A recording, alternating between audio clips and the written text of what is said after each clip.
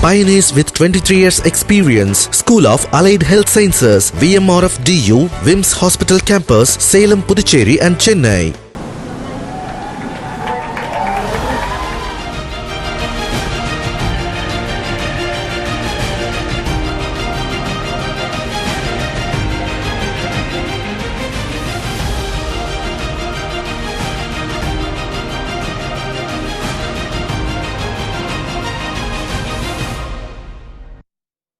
தமிழக பாஜகவின் 13வது தலைவராக நயினார் நாகேந்திரன் முறைப்படி அறிவிக்கப்படுகிறார்.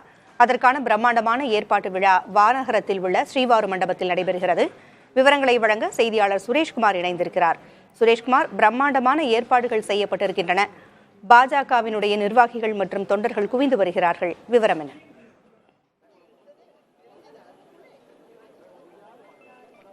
பூங்குழலி, தற்போது நாம் இருக்கக்கூடிய இந்த மதுரவாயில் ஸ்ரீவாரி மண்டபம் விழா கோலம் பூண்டிருக்கிறது. நம் பார்த்தாலே தெரியும், பாரதிய ஜனதா கட்சியுடைய தொண்டர்களும் நிர்வாகிகளும் இந்த மண்டபத்தில் குவிந்து கொண்டிருக்கிறார்கள்.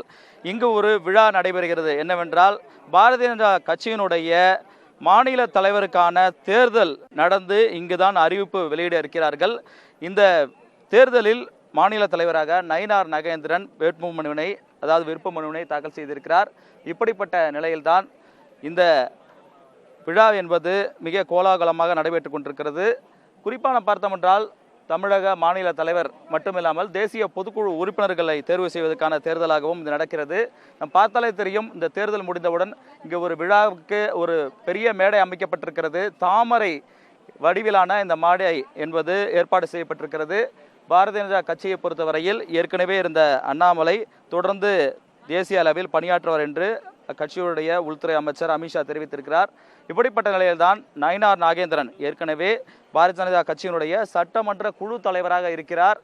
ஏற்கனவே அதிமுகவில் இருந்தபொழுது அவர் அமைச்சராகவும் பணியாற்றிருக்கிறார். இப்படி ஒரு அனுபவம் கொண்ட ஒருவர் தமிழக பாரதிய ஜனதா கட்சியினுடைய தலைவராக இன்று முறைப்படி அறிவிக்கப்பட இருக்கிறார். அதற்கான இந்த தேர்தல் மற்றும் விழாவிற்கு தான் தமிழகம் முழுவதும் இருந்து பாரதிய ஜனதா கட்சியினுடைய நிர்வாகிகள் தொண்டர்கள் குவிந்த வண்ணம் இருக்கிறார்கள். அவர்களை மலர்களை தூவி அக்கட்சியினுடைய மகளிர் அணியினர் வரவேற்பதை நாம் பார்க்க முடிகிறது.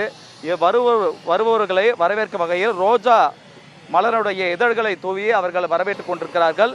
இனிப்புகளை வழங்கியும் வரவேற்பனை நல்கி கொண்டிருக்கிறார்கள். இந்த விழாவை பொறுத்தவரையில் தேசிய அளவில் கிஷன் ரெட்டி மற்றும் சுக் உள்ளிட்டவர்கள்லாம் பங்கேற்கிறார்கள். அது மட்டும் இல்லாமல் மாநில தலைவர் ஏற்கனவே தற்போது செயல்பட்டு கொண்டிருக்கக்கூடிய அண்ணாமலை அவர்கள், அதே போன்று மத்திய இணையமைச்சர் எல்முருகன் உள்ளிட்டவர்களும் பல தலைவர்களும் இந்த விழாவில் பங்கேற்க இருக்கிறார்கள். 30க்கும் மேற்பட்ட இருக்கைகள் மேடையில் போடப்பட்டிருக்கிறது.